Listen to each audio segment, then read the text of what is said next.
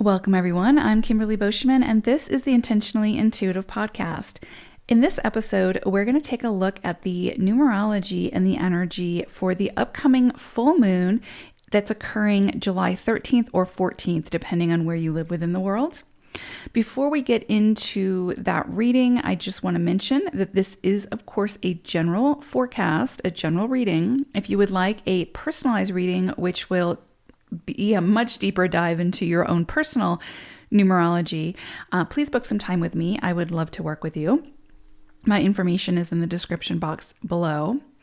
Please like, comment, and share. I absolutely appreciate and love hearing from you all. Your support has been so kind, so loving, so appreciated.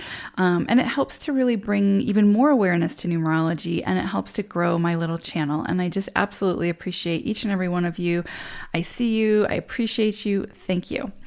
Okay, so we are, of course, going to look at both the collective numerology and energy, as well as for each individual life path number. So before we get into that, I did pull an animal spirit message for this illumination, and we got seahorse energy.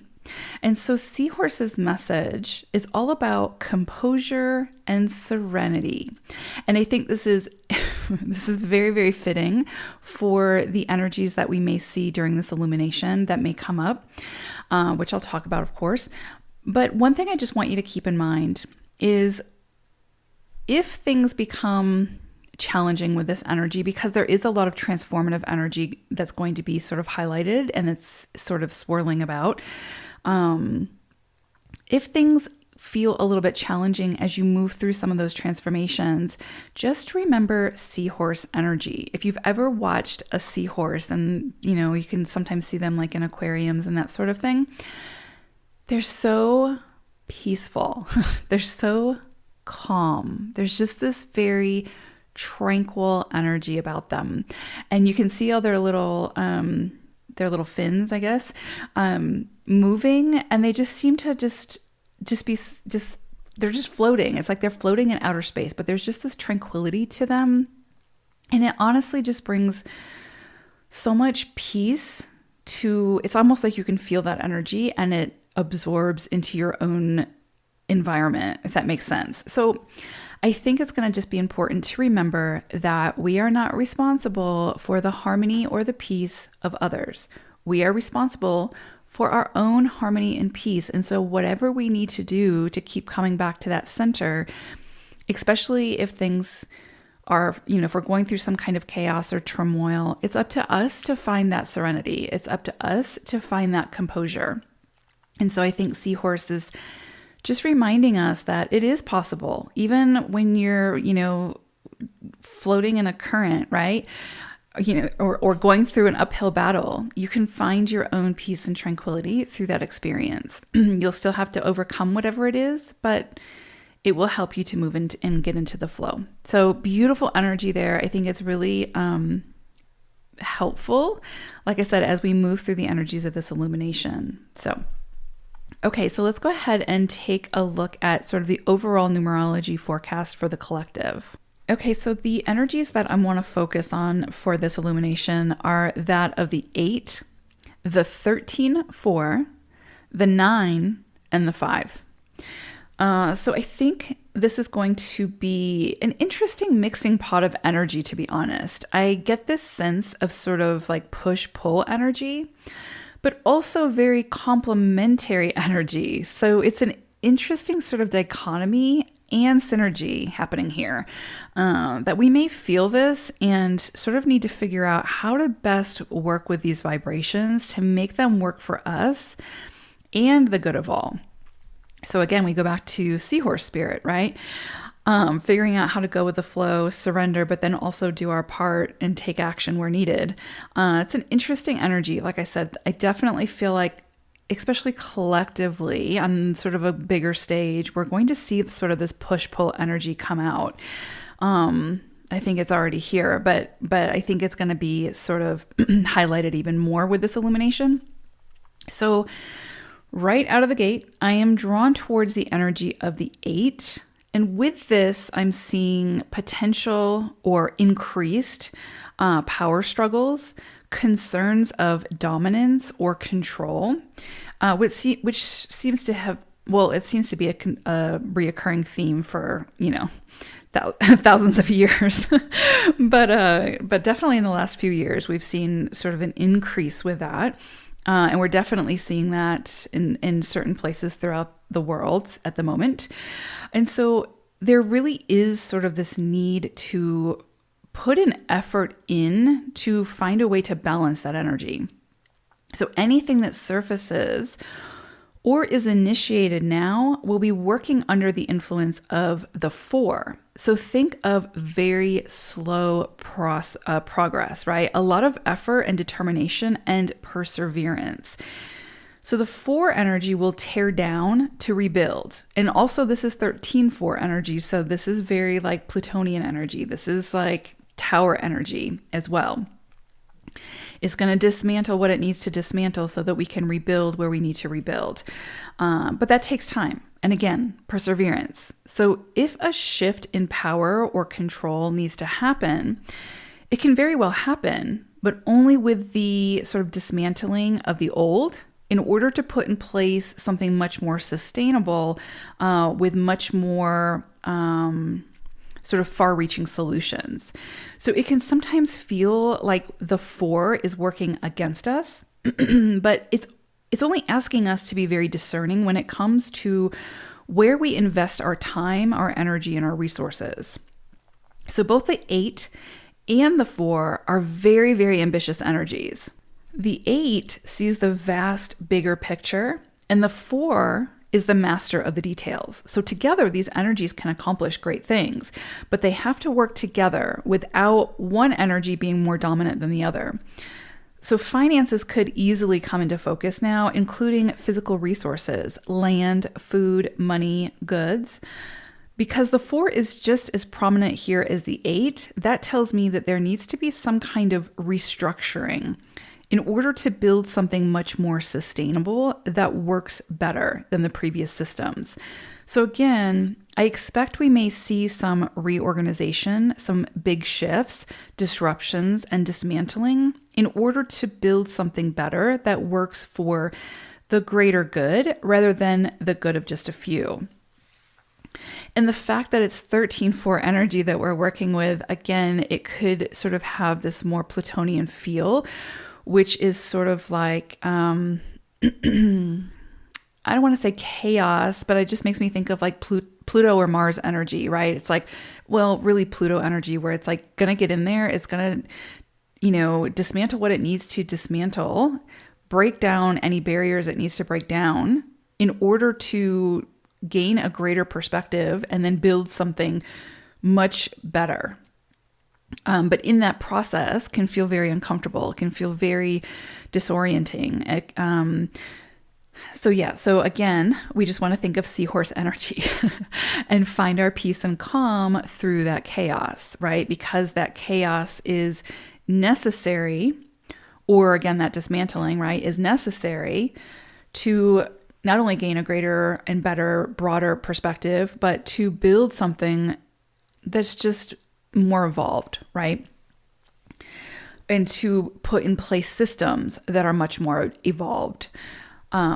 So I make reference towards the good of all because we also have very prominent 9 energy with this illumination. So where the 8 and the 4 can be more like focused energy and more sort of exclusive, so to speak, the 9 is pretty much entirely inclusive. The 9 energy is going to look for solutions to benefit the greater good, the we.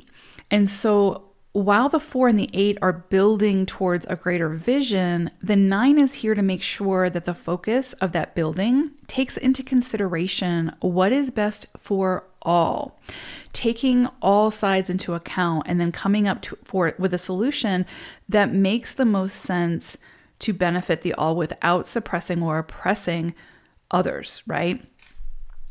So we are also in a 6th universal year.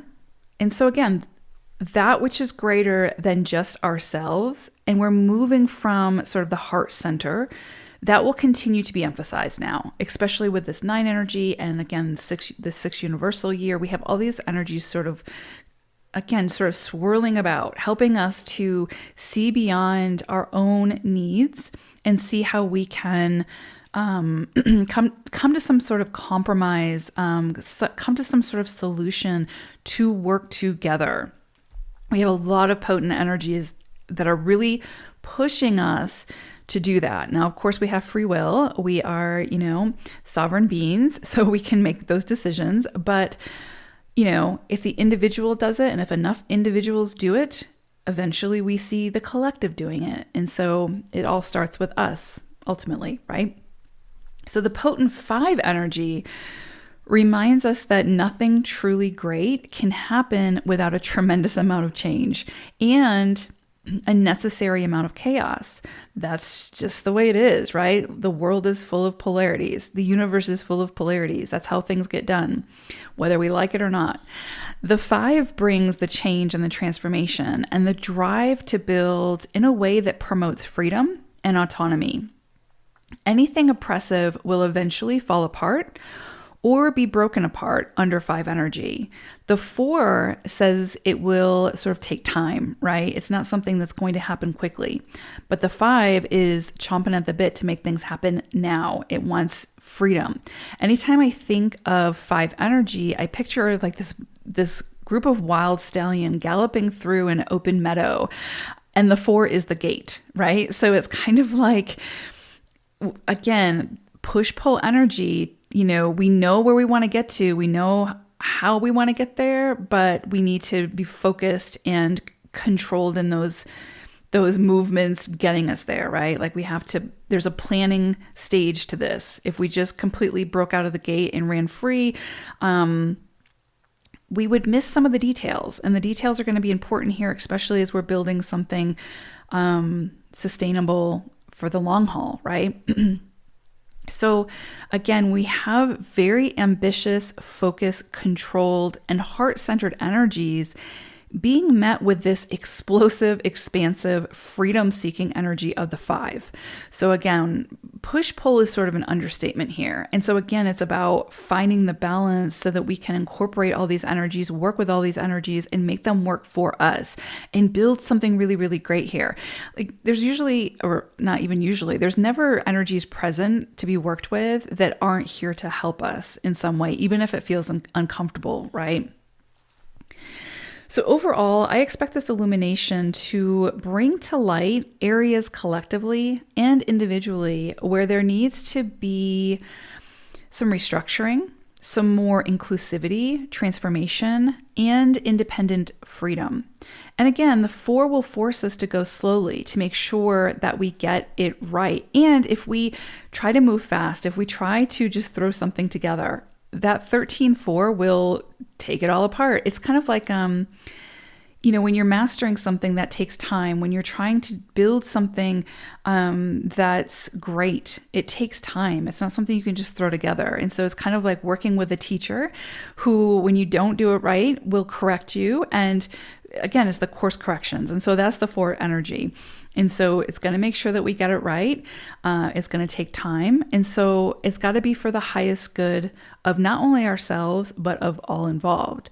And so it's through this process that we will feel that push-pull. And we need to decide how we can participate individually in a way that not only feels good for us, but also takes others into consideration as well. Now, remember, we're not responsible for others, what they do, how they're feeling, any of that. That's not our responsibility. Our responsibility is with ourselves. But we are responsible for our actions because those actions bleed out into the collective, right? So things may absolutely come to a head now, be dismantled, and after the confusion clears, then the more we can come together to rebuild in a more sustainable way, then the better, right? So again, this is going to be a slow process. I really want to drive that home because sometimes it's easy to give up on something that we're not seeing the instant gratification from, and you will not get the results that way. So if it's something that speaks to your heart, if it's something that really calls to you, the persistence, the perseverance has to be there. The patience has to be there. You have to kind of commit for the long haul until you see the results. Again, if it speaks to you. So that's kind of where we're at collectively with this energy. Let's go ahead and take a look at the forecast for each individual life path number now. Life path number 3. So this energy could be for you a time for transformation and rebirth for creative projects or relationships that inspire you. So the question is, where do you keep showing up that leaves you feeling depleted? What areas of life sort of feel lackluster for you? That's the area that is asking for your attention now. And the question is, how can you ignite the passion? How can you reignite the passion? Where is inspiration trying to lead you? And are you listening? Are you following that inspiration? So what needs to sort of transform under this illumination, or what you may see sort of coming to completion at this time, are again those things that have lost their inspiration, or that, that contract is complete where you've done everything that you can do with it, right? Or for it. And so now it's time to release it and to move on to the next thing. And so again, if you can release those projects, release those relationships, or you don't have to release them, right? It's not always about getting rid of something. It's more about the transformation, right? So if it's relationships, then again, if there's if it's sort of lost its spark, there's no inspiration there, then it's finding ways to put in the effort to reignite that passion, reignite that interest, whatever the case may be. If it's a business partner, then maybe come up with new ideas to enhance the business, to, just bring things back to life a little bit. And I think that's really what this energy is asking you to do, because you do have, again, you have these undercurrents of the 11 energy for you all. So there is something here around where can you, it's almost like if you have like a plant that you forgot to water and it's looking really, really sad, but with some TLC, it can come back to life, right? And it can really flourish. And so there is, again, it's going to depend on your situation. There's an opportunity here for you to take stock in figuring out where it is, what areas of your life need some water, like need some TLC. And it could be that for some of them, upon that exploration, upon that closer look, you recognize, okay, this just isn't working and I'm just keep showing up to this, and, it's time to release it, or whatever. It's possible that could happen as well. But it's also possible that, where we focus our energy can bring life to that, whatever that is, or again, bring life back to whatever that is. So again, if it's a project that maybe you lost its inspiration, maybe revisit it. Maybe there's something you'll see differently now that reignites that spirit, right?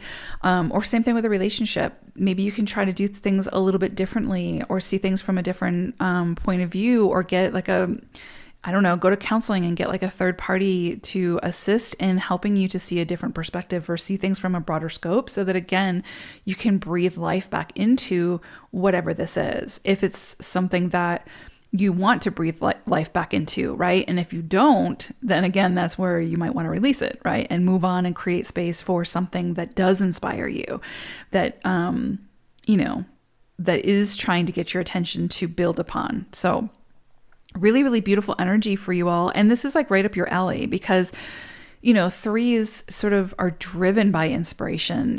When you're in your higher octave, it's kind of like you are, taking inspired action and creating from that, right? 3 energy is such a creative energy. And so this is right up your alley. So I could see some really big things come out of this illumination for you, career-wise, creativity-wise, relationship-wise, whatever the case may be. Because 3 energy is also about that communication, right? Like communicating with others and being very clear in your communication and hearing the other person and all of that. And so I do think that there's potential for this full moon to really illuminate where it is that needs your TLC, and you have to put in the effort to, again, breathe life back into that, or reignite the passion, or go down a different path and find something that really truly does inspire you, and give yourself permission to chase after it, to go after it. So beautiful energy here for you all threes. Love this for you. So I hope this was helpful. Thank you all so much for listening. Take care, everyone. Bye for now.